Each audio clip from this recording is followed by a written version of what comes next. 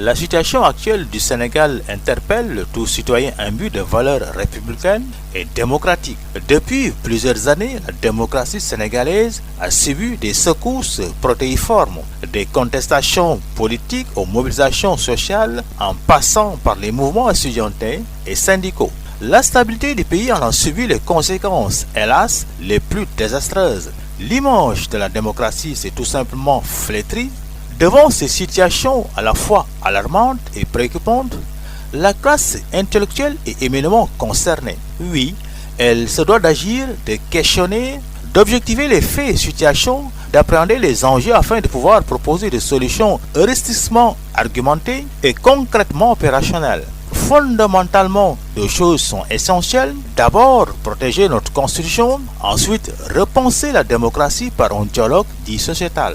N'ayant jamais connu de coup d'État, le Sénégal demeure l'un des pays les plus stables du continent africain.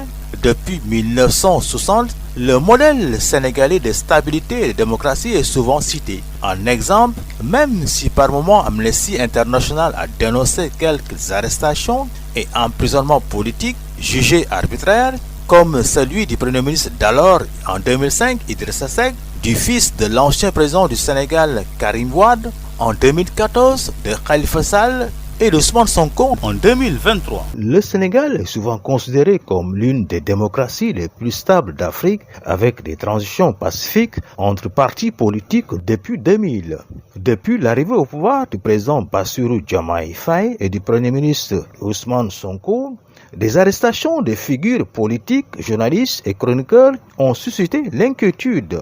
De nombreux chroniqueurs et journalistes ont été arrêtés ou poursuivis pour diffusion de fausses nouvelles, offense à l'autorité publique et des organisations internationales appelées à cesser toute répression judiciaire. De telles actions ont été dénoncées par des ONG et des partis politiques comme une traque arbitraire des voix critiques.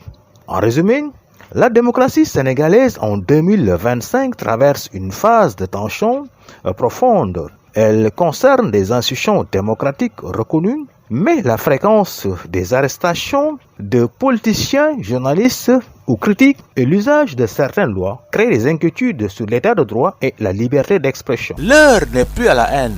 Tournons la page pour se mettre au travail. Véritable carrefour de l'Afrique de l'Ouest, le Sénégal est un pays aux influences multiples conciliant modernité et respect des traditions. Dakar, capitale moderne et dynamique, témoigne cette ouverture sur le monde. Que 2026 ouvre toutes les portes du bonheur pour le Sénégal.